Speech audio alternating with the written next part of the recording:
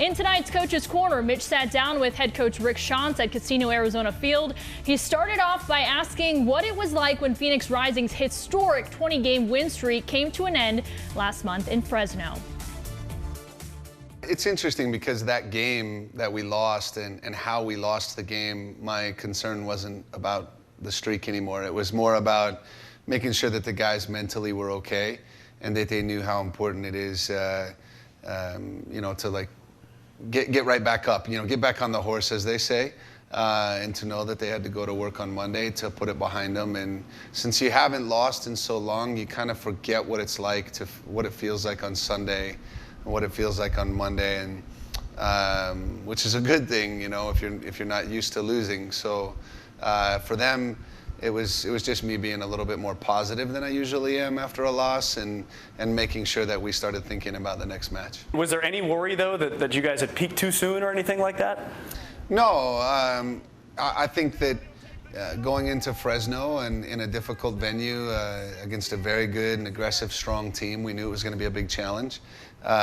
We felt that we were okay in the first half, and the first goal we gave up to them kind of changed our tactics and our approach a little bit, and we had to be more aggressive, opened ourselves up again, and fair play to Fresno and Adam. I mean, it was a good game plan on his part, and they caught us on a counterattack. But I have to say that after you've done I think it was 9 straight on the road, and other teams had tried to do what Fresno did, at some point, you can't go forever undefeated. I mean, if it was that easy, a lot more teams would be doing it. Well, one of the cool things as a result of that 20 games and the season at large is that you're going to be presented with the championship, or the regular season championship trophy, right out here on this field on October 18th. So what's that moment going to be like for you guys, coming to the end of a very long season, knowing you have the postseason, but getting to celebrate a little bit?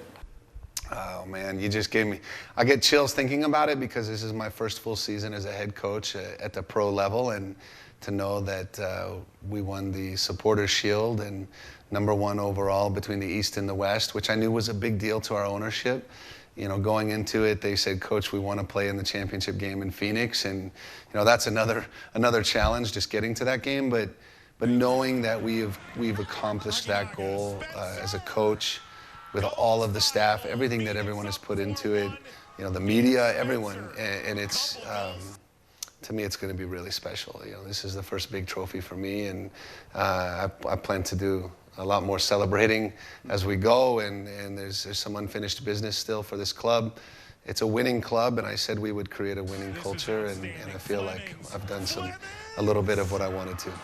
Well, we just saw it with the Dodgers. You have a team that cruised to a regular season, wins record, and then first round in the postseason, they're out. And it's kind of incredible to watch that. But you guys had everything sewn up with about a month left in the season. So a two-part question here: how do you keep them motivated? And also, how do you make sure to avoid any sort of a letdown when the games start to really count again? We have to concentrate on the small goals and the small tasks, and figuring out how to motivate them each game. And what are the motivations? Right now, we have a chance to be the record-setting team, get the most points in league history.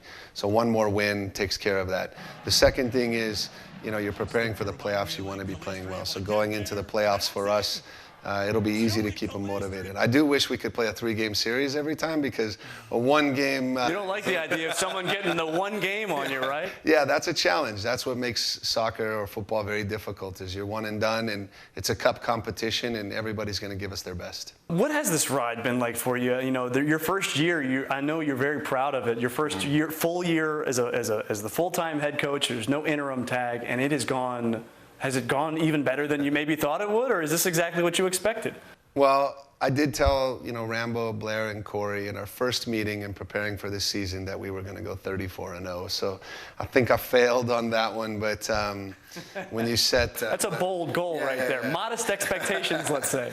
My father told me when I was a kid that you set the highest goals possible, and you go after them, and you never stop going after those goals, and you'll be pretty happy if you worked hard. So I'm pleased with where we're at as an organization right now, but we still have a long way to go, and our ownership is ambitious, and so am I. All right, head coach Rick Schantz, it's been a season of interviews. It's been a blast, and this is the final one. So thank you very much for your time. Thank you so much. I really appreciate it. It's been a blast.